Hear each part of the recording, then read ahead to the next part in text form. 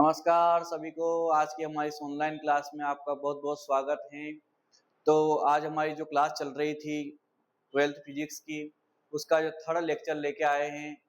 आज जो इसके अंदर टॉपिक रहेगा हमारा कूलॉम का नियम। क्या रहेगा टॉपिक हमारा? कूलॉम का नियम रहेगा और परावैद्युत पदार्थ क्या होते हैं, परावर्तन क्या होता है, इसके बारे में अपन इस क्लास के अंदर चर्चा करेंगे। तो इससे पहले हमने 2 लेक्चर कर लिए हैं कंप्लीट, उनकी प्लेलिस्ट बना दी है। अपन चाहो तो उसके अंदर से उनका रिवीजन करते रहें। हम रोजाना आपको एक के बाद एक क्लास देते रहेंगे, जिसके अंदर हर टॉपिक को आपको इसके अंदर क्लियर करवाया जाएगा और पूरी फिजिक्स का इसी तरीके से इसके अंदर आपको कंप्लीट कोर्स करके दिया जाएगा, बिल्कुल फ्री। तो हमारे चैनल के साथ बने रहिए और क्लास को रोजाना देखते रहिए। तो आज का जो टॉपिक रहेगा हमारा कूलॉम का नियम रहेगा। तो आज हम इस कूलॉम के नियम के बारे में अपन समझेंगे, क्या होता है कूलॉम का नियम और कैसे होता है। तो इसके लिए हमने आपके लिए एक कंटेंट तैयार करा है, उसको देखते हैं अपन क्या है वो।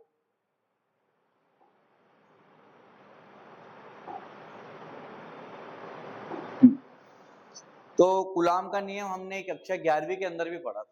कक्षा 11वीं के अंदर जो पढ़ा था उसमें पढ़ा था हमने गुरुत्वाकर्षण के लिए। काय के लिए पढ़ा था? उसके अंदर गुरुत्वाकर्षण के लिए पढ़ा था कि गुरुत्वाकर्षण के अंदर भी दो पिंड जो होते हैं, है ना, ब्रह्मांड में स्थित सभी पिंड जो होते हैं एक दूसरे को एक बल के द्वारा आकर्षण करते हैं, जिस बल को क्या नाम दिया था हमने? गुरुत्वाकर्षण बल। उस गुरुत्वाकर्षण बल की खोज किसने की थी? न्यूटन ने करी थी। और तो न्यूटन ने क्या करा था कि शास्त्रीय गुरुत्वाकर्षण का नियम दिया था। उसके अंदर भी इसी टाइप का नियम था कि किसी दो पिंडों के बीच लगने वाला जो बल होता है वो दोनों पिंडों के द्रव्यमान के गुणनफल के अनुक्रमानुपाती होता है, वो उनके बीच की दूरी के वर्ग की व्युत्क्रमानुपाती होता है। उसको व्युत्क्रम वर्ग नियम भी कहा जाता है। तो सेम उसी पैटर्न पे जो हमारा यहाँ रहेगा वो रहेगा क्या? आवेशों के लिए रहेगा। तो उससे नियम को पढ़ने से पहले एक टॉपिक और हमारा रह गया था, आवेशों के गुण का हमने क्वांटीकरण पढ़ लिया था, आवेशों का संरक्षण नियम पढ़ लिया था। उसके बाद में योज्यता का नियम हमने उस क्लास के अंदर पढ़ा दिया था आपको, लेकिन फिर भी उसका कुछ एग्जाम्पल वगैरह और उसकी डेफिनेशन अपन इसके अंदर पढ़ लेते हैं। तो आवेशों की योज्यता क्या होती है? मैंने आपको दो टाइप से पढ़ के बताए थे कि हमारे जो आवेशों का जो निकालने का मात्रा निकालनी होती, किसी पदार्थ के अंदर आवेश का मान निकालना हमको। तो आवेशों का मान निकालने के दो तरीके थे। एक होता था आवेशों का क्वांटीकरण, है ना। तो क्वांटीकरण तो इससे पहले हमने पढ़ लिया था कि किसी पदार्थ के अंदर आवेश की जो कुल मात्रा होती है वो एक इलेक्ट्रॉन के ऊपर आवेश की मात्रा का पूर्ण गुणज होती है। और हमने सूत्र पढ़ा था उसका Q बराबर जो था वो हमारा क्या था? प्लस माइनस n इंटू ई, जहाँ n क्या था? पूर्णांक संख्या थी और e क्या था? यहाँ पे एक इलेक्ट्रॉन के ऊपर आवेश का मान होता है। तो मैंने बताया था वहां पे कि ये तो गुणा करके एक इलेक्ट्रॉन पे कितना आवेश उसमें, उसका क्या कर दो, कितनी संख्या है इलेक्ट्रॉन उनका गुणा कर दो, टोटल आवेश निकल के आ जाएगा। इसी टाइप से क्या करते हैं कि योज्यता में क्या करते हैं कि कितने इलेक्ट्रॉन है उसके अंदर, उन सबको क्या कर दो? जोड़ दो। क्या कर दो? उनको सभी को क्या कर दो? जोड़ दो। तो टोटल आवेश भी क्या है? गुणा करो तो ही वही बात है। जैसे 50 इलेक्ट्रॉन है और एक इलेक्ट्रॉन के ऊपर आवेश का मान पता है, तो 50 बार उसी आवेश को जोड़ो। या डायरेक्ट क्या कर दो? एक आवेश पे जितना मान है एक इलेक्ट्रॉन के ऊपर उसमें 50 का गुणा कर दो, तो मान तो वही आएगा। तो ये थोड़ा सा इसका तरीका अलग है जोड़ने का, उसमें गुणा करने का था, इसमें क्या है? जोड़ने का है। तो क्या लिख रखा है? देखो परिभाषा क्या लिख रखी है कि किसी भी पदार्थ पर कुल आवेश, किसी पदार्थ के ऊपर जो कुल आवेश होता है, टोटल आवेश Q, वो उसके विभिन्न भागों में, इसके अलग अलग भागों में जो उपस्थित है ना आवेशों के योग के क्या होता है? बराबर होता है। किसी पदार्थ के अंदर जो कुल आवेश होता है वो इसके अलग अलग भागों में उपस्थित आवेशों के क्या होता है? योग के बराबर होता है। तो मान लो किसी अलग अलग पदार्थ भागों में Q1, Q2, Q3, Q4 ऐसे अलग अलग आवेश उपस्थित हो तो उन सबके योग के क्या होता है? बराबर होता है। सभी आवेशों को क्या कर दो? जोड़ दो, तो उस पदार्थ के अंदर टोटल आवेश निकल कर आ जाएगा। तो यही परिभाषा में लिख रखा है, किसी पदार्थ में कुल आवेश उसके विभिन्न भागों में उपस्थित समस्त आवेशों के बीजीय योग के क्या होता है? बराबर होता है। समस्त आवेशों के बीजीय योग के बराबर होता है कुल आवेश। उदाहरण के लिए यदि किसी पदार्थ के विभिन्न भागों में Q1, Q2, Q3 आवेश हो तो उस पदार्थ पर कुल आवेश कितना होगा? तो कुल आवेश निकाल रहे Q बराबर Q1 plus Q2 plus Q3, जितने भी हो सबको क्या कर देना? बीजीय योग क्या कर देना? उसका कर देना है सबका, तो टोटल आवेश निकल के आ जाएगा। इसी प्रकार किसी पदार्थ पर प्रोटॉनों की संख्या क्या हो? N1, क्या हो? प्रोटॉनों की संख्या N1 हो और इलेक्ट्रॉनों की संख्या क्या हो? N2 हो। तो उस पदार्थ पर कुल आवेश की मात्रा को कैसे दर्शाएंगे? अगर क्या देखा, जैसे ये तो अलग अलग आवेश का मान दे रखा, तो अपने क्या करना? सभी आवेशों के मान को क्या जोड़ देना है तो कुल आवेश निकल कर आ जाएगा। तो किसी पदार्थ के अंदर जो कुल आवेश होता है वो अलग अलग विभिन्न भागों में उपस्थित अलग अलग आवेशों के बीजीय के बराबर होता है। ये तो होता है नॉर्मल परिभाषा। अगर वो यूं दे दे अपने को, बोल दे कि किसी पदार्थ पर है ना प्रोटॉनों की संख्या तो कितनी दे रखी है उसने n1, प्रोटॉन कितने दे रखे हैं n1 प्रोटॉन दे रखे हैं यहाँ पे, है ना, प्रोटॉन कितने दे रखे हैं n1 और इलेक्ट्रॉन कितने दे रखे हैं, इलेक्ट्रॉन जो दे रखे हैं वो कितने हैं n2, है ना। n1 तो क्या है प्रोटॉन और इलेक्ट्रॉन कितने हैं n2 हैं। तो प्रोटॉन के ऊपर जो मान होता है ना वो होता है प्लस का, और इसके ऊपर इलेक्ट्रॉन जो मान होता है ना वो क्या होता है माइनस का। है तो ये प्रोटॉन की संख्या n1 और इलेक्ट्रॉनों की संख्या क्या है n2 है, वो माइनस का मान लिया अपन ने। तब वहां पर आवेश का कुल मान होगा। तो आवेश का कुल मान अगर निकालना है अपने को तो कैसे निकालेंगे, तो प्रोटॉनों का कुल आवेश अगर निकालते हैं अपन, प्रोटॉनों का एक प्रोटॉन पर आवेश कितना होता है, जितना इलेक्ट्रॉन पर आवेश होता है उतना ही प्रोटॉन के ऊपर होता है। दोनों के ऊपर आवेश का मान बराबर होता है, लेकिन प्रोटॉन के ऊपर क्या होता है पॉजिटिव होता है, इलेक्ट्रॉन के ऊपर क्या होता है नेगेटिव होता है। तो मान लो कि प्रोटॉन के ऊपर भी आवेश कितना मान लिया E मान लिया, तो ये क्या हो जाएगा प्रोटॉन के n1 into E, और इलेक्ट्रॉन के ऊपर माइनस आवेश होता है तो इसका मान कितना हो जाएगा into E। तो इन दोनों को जोड़ देंगे तो टोटल आवेश निकल के आ जाएगा n1E प्लस n2E, है ना, बीजी योग होता है लेकिन माइनस का रहेगा तो माइनस लगा देते हैं। तो टोटल लगाएंगे तो n1E माइनस का क्या हो जाएगा n2E, दोनों में से क्या कॉमन आ रहा है E कॉमन आ जाएगा, तो क्वेश्चन में क्या बचेगा n1 माइनस n2। इस तरीके से भी इसको फॉर्मूले को अपन लिख सकते हैं। अगर इलेक्ट्रॉन और प्रोटॉन की संख्या दे रखी हो तो दोनों को क्या कर देगा अपन जोड़ देंगे, जोड़ेगा तो घटेगा ही क्योंकि इलेक्ट्रॉन के ऊपर माइनस चार्ज है, और एक इलेक्ट्रॉन के ऊपर या प्रोटॉन के ऊपर जो भी चार्ज होता है उसका गुणा कर देंगे, क्योंकि दोनों के ऊपर मान जो होता है सेम होता है, इलेक्ट्रॉन के ऊपर पॉजिटिव होता है और इलेक्ट्रॉन के ऊपर क्या होता है नेगेटिव चार्ज होता है ना। इस प्रकार से क्या करते हैं अपन आवेशों का योज्यता के नियम से उस पदार्थ के अंदर कुल आवेश की मात्रा ज्ञात कर सकते हैं। तो ये हमारा जो आवेशों के नियम के जो गुण वाला क्वेश्चन था, उस गुण वाले में 3 टॉपिक थे। हमारा आवेश संरक्षण का नियम हमने पढ़ लिया था, आवेशों के क्वांटीकरण हमने पढ़ लिया था, उसके कुछ सवाल भी थे उससे सेकंड नंबर की क्लास में हमने पढ़ लिए थे, और थर्ड क्लास के अंदर हमने क्या हुआ उसकी योज्यता का नियम भी पढ़ लिया है। इसके बाद में इसका अगला क्वेश्चन आ रहा है, इसका सवाल ही दे रखा है, देखो इसके अंदर क्या दे रखा है सवाल के अंदर कि किसी निकाय में प्लस ई माइनस का 3 ई है ना, प्लस का 5 ई और माइनस का 7 ई आवेश है, उस पदार्थ उस निकाय पर कुल आवेश कितना होगा। तो सब अलग अलग आवेशों के मान दे रखे विभिन्न भागों के अंदर, तो टोटल आवेश अगर निकालना है तो पहले क्या क्या दे रखा वो लिख देते हैं। तो देखो पहला आवेश दे रखा Q1 का मान दे रखा प्लस का ई, है ना, Q2 का मान दे रखा है माइनस का 3 ई, Q3 का मान दे रखा हमको कितना प्लस का 5 ई, और Q4 का मान दे रखा हमको कितना माइनस का 7 ई। ये हमें अलग अलग भागों के अंदर आवेशों को मान दे रखे हैं। तब क्या निकाल लेते हैं अपन इसका कुल आवेश निकाल लेते हैं।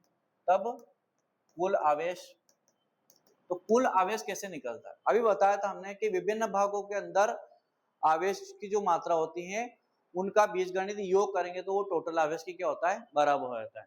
तो कुल आवेश क्या है Q, है ना, विभिन्न भागों में ऊपर से आवेश Q1 plus Q2 plus Q3 plus Q4, है ना, ऐसे और भी आवेश हो तो उनको लिख सकते हैं।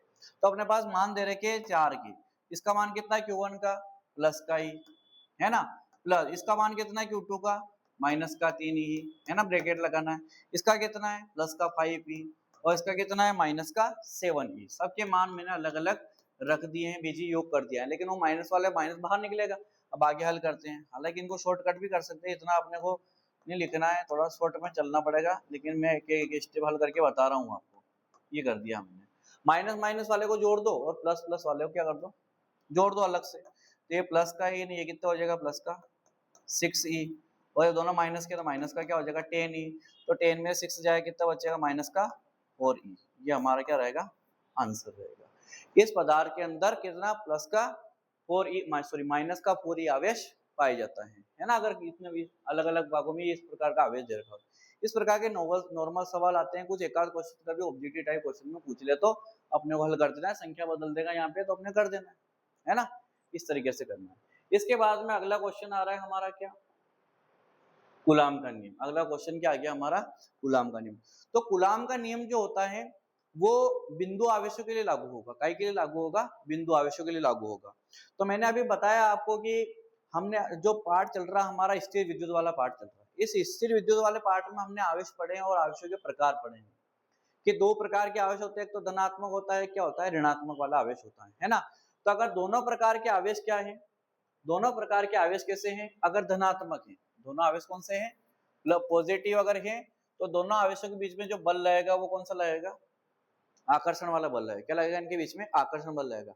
और दोनों अगर आवेश क्या है, पॉजिटिव हैं, या दोनों एक समान आवेश, चाहे वो पॉजिटिव हो चाहे वो नेगेटिव, अगर दोनों की प्रकृति क्या है, सेम है, तो उनके बीच में जो लगने वाला बल क्या होगा, प्रतिकर्षण बल होगा। तो इन बलों के बीच, ये जो आवेशों के बीच लगने वाला बल है, इस बल के मान को ज्ञात करने के लिए कूलाम ने एक नियम का प्रतिपादन किया था, जिसे हम कूलाम का व्युत्क्रम वर्ग का नियम कहते हैं। वो कूलाम का नियम जो केवल होता है वो काय के लिए सत्य होता है, केवल बिंदु आवेशों के लिए लागू होगा, ना कि बड़े बड़े आवेशों के लिए लागू होता है, केवल बिंदु आवेशों के लिए सत्य होता है। तो अपन क्या करते हैं कि इस नियम को सत्य करने के लिए पहले अपन को नियम भी याद होना चाहिए कि नियम क्या दिया था। तो नियम याद करने से पहले मैं आपको थोड़ी से पहले बेसिक तरीके से इसको बता देता हूँ कि अपन ने मान लो कि दो बिंदु आवेश लिए, है ना, ये बिंदु लिया एक ए और दूसरा बिंदु लिया मैंने बी, है ना। ए के ऊपर एक आवेश रखा अपन ने, सॉरी अपन यहाँ पे आवेश का मैं प्रकार नहीं ले रहा हूँ अभी, है ना। अपन क्या कहते हैं, दो आवेश मान लेते हैं, क्योंकि बल के लिए व्यंजक निकाल देंगे और वो आवेश कैसे हैं उसके लिए लिख देंगे। अगर वो दोनों समान प्रकार के प्रकृति के आवेश लिए तो प्रतिकर्षण बल रहेगा, विपरीत प्रकार के लिए तो क्या लगेगा, उनके बीच में आकर्षण बल रहेगा। तो मान लो कि अपन दो बिंदु आवेश मान लिए, एक तो ए मानना अपन ने, दूसरा बिंदु लिया मैंने यहाँ पे बी। इस ए के ऊपर आवेश लिया मैंने Q1, दूसरे के ऊपर आवेश लिया मैंने क्या, Q2, है ना। दो आवेश ले लिए और दोनों क्या क्या करता है, एक दूसरे को वायु निर्वात में एक दूसरे से r दूरी के ऊपर रखा। कितनी दूरी पर रखा है, इनकी बीच की दूरी कितनी रखी, r रखी।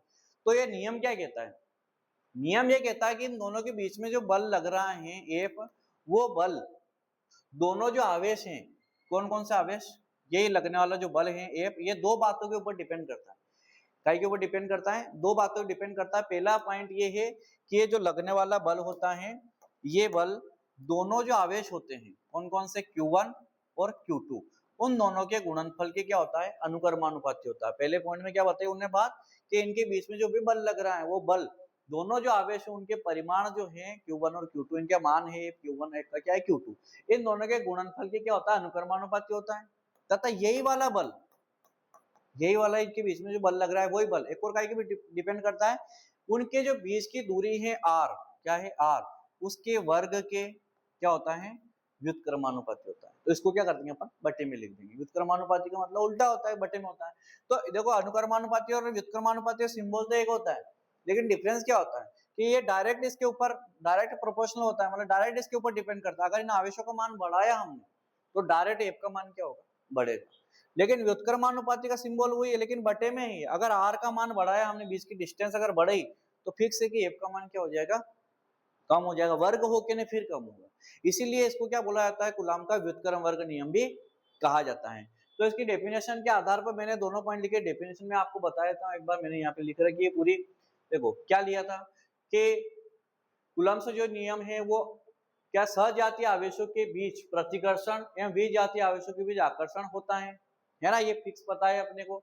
सन 1785 फ्रांसीसी भौतिक शास्त्री कौन थे, चार्ल्स ऑगस्टिन कूलाम। क्या नाम था इनका पूरा, चार्ल्स ऑगस्टिन कूलाम।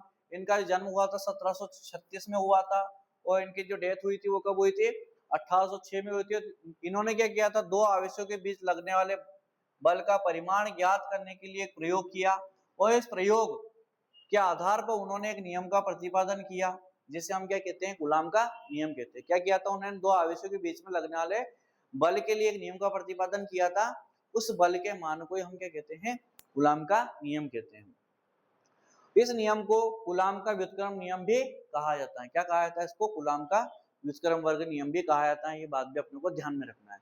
नियम क्या है, देखो इस नियम के अनुसार दो स्थिर बिंदु आवेशों के बीच लगने वाला बल, यहां तक अपने को इस बात को कोमा लगा के लिखना है।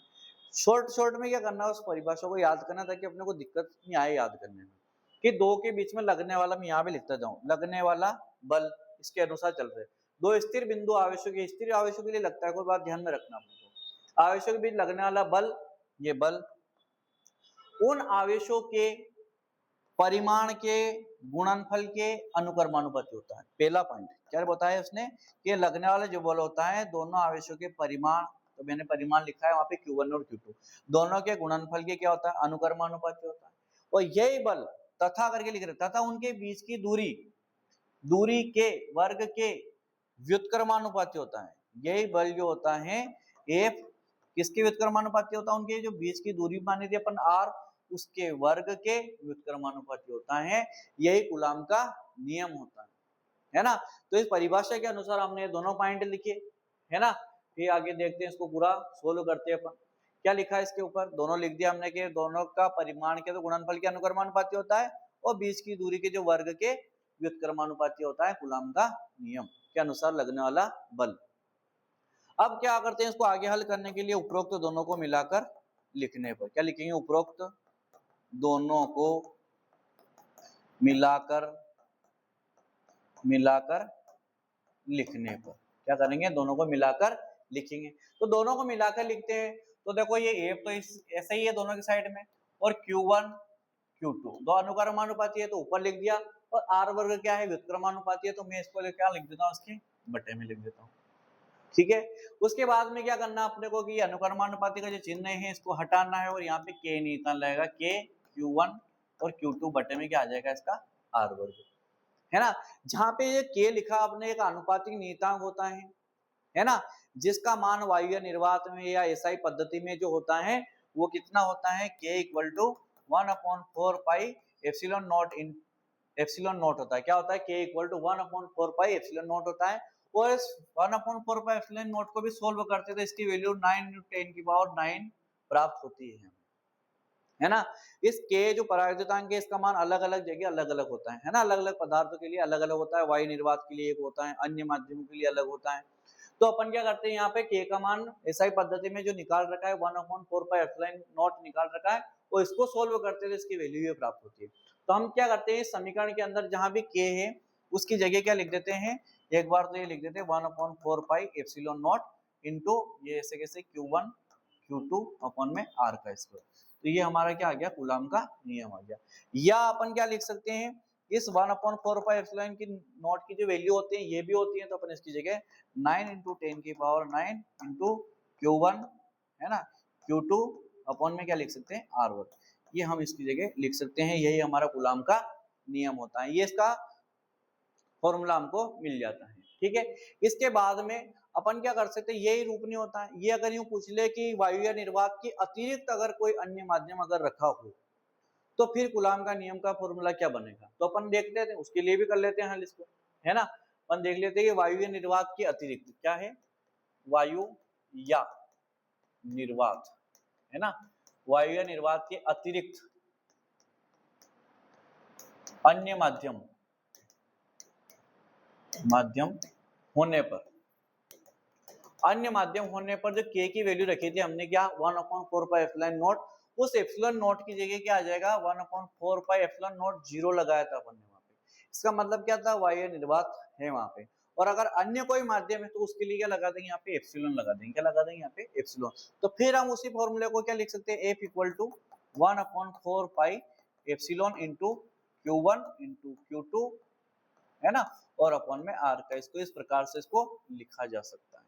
ठीक है, ये भी हमारा कूलाम के नियम का अलग फॉर्मूला होता है। जब किसी अन्य माध्यम के लिए बात करेगा तो अपने को जो भी माध्यम है अगर न्यूमेरिकल आया, वैल्यू दे रखा या क्वेश्चन के अंदर लिखा हुआ रहेगा कि दो आवेश हैं और वो इस प्रकार के माध्यम में रखे हुए हैं, है ना, केरोसिन में रखे गए हैं, कोई दूसरा पदार्थ रखा हुआ बीच में, प्लास्टिक रबर जो भी रखा हुआ होगा उसके बारे में बताएंगे वो। फिर किंतु देखो अपन इसका अन्य रूप एक और लिख सकते हैं, किंतु ये जो परावर्तितांक का सूत्र होता है ना, अपेक्षित विद्युतशीलता होती है epsilon equal to K epsilon 0, क्या होता है इसका फॉर्मूला होता है एप्सिलॉन इक्वल टू क्या होता है, के एप्सिलॉन नॉट, इसके फॉर्मूला होता है ये, इससे अगले वाले टॉपिक में अपन क्या करेंगे, इसको पढ़ेंगे। तो ये एप्सिलॉन की वैल्यू होती है, तो अपन इस फॉर्मूले के अंदर क्या लिख सकते हैं, F equal to 1/4 pi epsilon की जगह लिख सकते हैं के एप्सिलॉन नॉट, है ना, तो एप्सिलॉन नॉट के लिख दूं मैं यहाँ पे, और Q1 Q2 upon R square, है ना। वायु निर्वात के लिए क्या होता है, वायु या निर्वात में, है ना, K इक्वल टू क्या होता है 1, K की वैल्यू क्या, K परावर्तन K का मान कितना होता है, वायु निर्वात के लिए 1 होता है। तो फिर हम इस फॉर्मूले को क्या लिख सकते हैं, 1/4 pi epsilon not into Q1 Q2 upon में R का स्क्वायर, ऐसा करके ना अपन वापस वहीं पहुंच गए, है ना। तो ये अन्य रूप करके ना अपने को इसको लिख देना है। हालांकि हमारा जो व्यंजक है वो यहीं पे खत्म हो चुका है, यह ना ये कूलाम का नियम आ चुका है यहीं पे। लेकिन वो अगर पूछे कि अन्य माध्यम के लिए बात करें तो फिर अपन क्या कर सकते हैं, वहां पे एप्सिलॉन नॉट की जगह केवल एप्सिलॉन लिख सकते हैं, और एप्सिलॉन नॉट की वैल्यू जो होती है, केवल एप्सिलॉन की वैल्यू वो होती है, क्या होती है अभी हमने लिखा है यहाँ पे, epsilon equal to K epsilon not, है ना। ये फॉर्मूला होता है K equal to epsilon upon epsilon, है ना। किसी माध्यम की विद्युतशीलता और वायु निर्वात में पदार्थ की विद्युतशीलता दोनों के अनुपात को क्या कहते हैं अपन, आपेक्षिक विद्युतशीलता कहा जाता है। तो इसको केवल परावैद्युतांक भी कहा जाता है ना। ये वहां से आए अपन, इसके अगले अगले टॉपिक में अपन इसकी परिभाषा भी पढ़ लेंगे। तो ये हमारा कूलाम का नियम था। तो समझ में आया होगा आपके। इसको एक बार अपने को समझने के लिए इसको नोट भी कर सकते हैं अपन यहाँ से, है ना। नोट करेंगे तो कॉपी में अगर एंट्री करते जाएंगे तो पढ़ना आसान होगा हमारे लिए। सारे नोट्स को अपने को कॉपी के अंदर लिखना है ना। मैंने उसके अंदर जो लिखने ऐसी चीजें हैं उनको तो टाइप करवा रखा है, और जो नहीं लिखने ऐसी चीजें थी, मेरे को हल करके समझाने चीजें थी, मैंने उनको आपको यहाँ पे हल करके समझाए। इसके यहाँ पे कुछ थोड़ी लिखना रहती है, तो वो मैं बोल रहा हूँ, आप लिखो तो लिख लेना। यहाँ ऐसा लिखना रहता है कि चित्र में माना Q1 और Q2 दो आवेश हैं जो एक दूसरे से r दूरी पर स्थित है ना, जिनके बीच लगने वाला आकर्षण या प्रतिकर्षण कोई सा बल हो सकता है, क्योंकि अभी अपने फिक्स नहीं किया है कि कौन से आवेश लिए, हमने दो आवेश लिए, और वो पॉजिटिव भी हो सकते हैं, दोनों नेगेटिव भी हो सकते हैं, या एक पॉजिटिव या एक नेगेटिव हो सकता है। तो अपने को ये लिखना है, इनके बीच लगने वाला आकर्षण या प्रतिकर्षण बल एक, नंबर एक, दोनों के बीच, फिर नियम लिखना अपने, उसके बाद क्या लिखना, नियम क्या, कि दोनों आवेशों के परिमाण के गुणनफल के अनुक्रमानुपाती होता है, तथा उनके बीच की दूरी के गुणनफल वर्ग की व्युत्क्रमानुपाती होता है। और फिर दोनों पॉइंट डाल के और इस प्रकार से इसको क्या कर देना है, हल कर देना है। इसके बाद में इसी प्रश्न के साथ में कूलाम का नियम पूरा इस तरीके से आता है प्रश्न कि कूलाम का नियम लिखिए तथा सिद्ध कीजिए, तथा इसकी सहायता से एकांक आवेश को भी परिभाषित कीजिए। क्या क्वेश्चन आता है पूरा पूरा, कि एकांक आवेश को परिभाषित करने का क्वेश्चन भी इसी के साथ ऐड कर दिया जाता है, और नहीं करे तो वहीं तक खत्म कर देना अपन को, और अलग से पूछ ले, कभी 1 नंबर या 2 नंबर में इस क्वेश्चन को अलग से भी पूछ सकता है। तो अलग से पूछे अगर वो, तो यहाँ हम इसको परिभाषित करने के लिए लिखेंगे, हम जानते हैं कि, क्या लिखेंगे, हम जानते हैं कि क्या होता है कूलाम का नियम, हमने पढ़ा 1/4 pi epsilon not into Q1 Q2 बटे में R का। ये हमने फॉर्मूला भी सिद्ध कराया है के कूलाम के नियम का। इसको अपने को क्या करना है, सिद्ध करना है। तो इसको सिद्ध करने के लिए क्या करना है कि एकांक आवेश को क्या करना है, इसको परिभाषित करना है। एकांक आवेश को परिभाषित करने के लिए अपन क्या करेंगे, सूत्र के अंदर, उपरोक्त सूत्र में क्या करेंगे, उपरोक्त सूत्र में, है ना। ये दोनों आवेश जो मानने हैं Q1 और Q2, इन दोनों का परिमाण क्या होना चाहिए, बराबर होना चाहिए। एक तो दोनों का परिमाण क्या ले ले, बराबर ले ले, और इनके जो बीच की दूरी है वो कितनी हो, 1 मीटर हो। कितनी हो इनके बीच की दूरी, 1 मीटर हो। और इनके बीच में जो लगने वाला बल हो वो कितना हो, 9 × 10⁹ न्यूटन का इनके बीच में बल लग रहा हो, तो प्रत्येक आवेश क्या कहलाएगा, फिर एकांक आवेश कहलाएगा। तो इस ये सभी मान क्या करते हैं, इस फॉर्मूले के अंदर रख के देखते हैं। तो इस एफ की जगह में लिख देता हूँ 9 × 10⁹ हमने इसका मान भी पढ़ रखा है, इसका मान भी कितना होता है, 9 × 10⁹ ही होता है।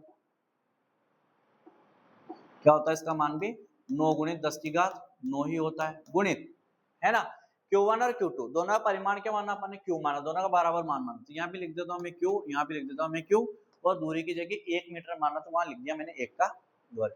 ये दोनों क्या हो जाएंगे, आपस में कट जाएंगे, इधर बचेगा 1, उधर बच जाएगा Q का वर्ग बटे में 1, तो Q वर्ग ही बचा है, Q वर्ग बराबर कितना आ गया 1, और यहाँ से वर्ग हटाते हैं, इधर लगेगा ±1 लिख देंगे, है ना। तो इस प्रकार से एकांक आवेश की परिभाषा परिभाषित हो जाएगा। किस प्रकार से परिभाषित करेंगे, परिभाषा क्या लिखेंगे, तो परिभाषा यहाँ से लिखना है, मैं बोल रहा हूं इस तरीके से अपने को परिभाषा लिखना है कि जब समान परिमाण के समान परिमाण के दो सजाति भी लिखेंगे तो बल कौन सा लगेगा, प्रतिकर्षण।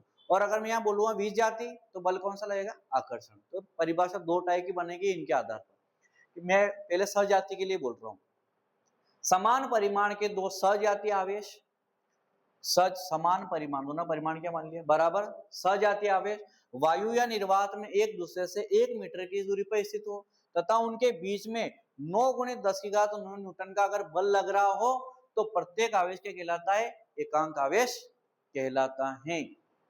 मैंने बोला था सजातीय आवेश, तो मैंने बल कौन सा बोला, प्रतिकर्षण। अब मैं एक और बार बोल रहा हूँ उसी परिभाषा, लेकिन वी जाति के लिए बोलूंगा, तो बल्कि जय क्या करेंगे, आकर्षण बोल देंगे। क्या बोलूंगा मैं कि समान परिमाण के दो वी जाति बिंदु आवेश, कौन से, अब की बार वी जाति मतलब एक प्लस का ना एक माइनस का, वी जाति बिंदु आवेश वायु या निर्वात में एक दूसरे से 1 मीटर की दूरी पर स्थित हो तथा उनके बीच में 9 × 10⁹ न्यूटन का आकर्षण बल लग रहा हो, तो प्रत्येक आवेश क्या कहलाएगा, एकांक आवेश कहलाता है।